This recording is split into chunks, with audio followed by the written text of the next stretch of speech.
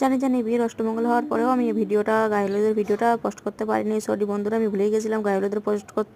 চলো, আমি হিয়া, আমার হিয়া লাইফস্টাইল ভিডিওতে অনেক অনেক স্বাগত।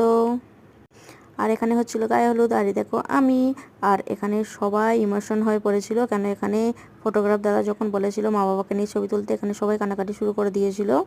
সবাই মিলে এখানে ইমোশনাল হয়ে পড়েছিল, সবাই দেখছিল এখানে। তারপর সব বৌদিরা মিলে এখানে একটা ফটো তোলা হচ্ছিল সবাই হাত দিয়ে। আর এখানে তারপর তেল মাখিয়ে মাথা ঠান্ডা করা হচ্ছিল যাতে শ্বশুর বাড়িতে যে ভালোভাবে থাকতে পারে।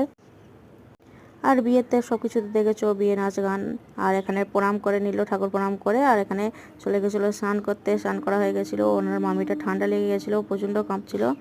আর তারপর তো সব ঘাট থেকে চলে আসলো গুটি গুটি পায়ে। আর প্রচণ্ড রোদ ছিল, রাস্তাটা খুব গরম হয়েছিল। আর তোমরা তো জানো বিয়ের সময় জুতো পরতে নেই, বিয়ের আগেই যতক্ষণ এই রিহার্সালগুলো হয় পরতে নেই। আর এখানে দেখো না, বিয়ে হওয়ার পরেও মানে গায়ে হলুদ পরেও ছবি তুলছে, গায়ে হলুদে স্নান করার পরে ছবি তোলা হচ্ছিল। এখানে আমরা চলে যাচ্ছিলাম। তা সন্ধ্যাবেলার ভিডিওগুলো তো আমি আগেই দেখে নিয়েছো। Tata, by.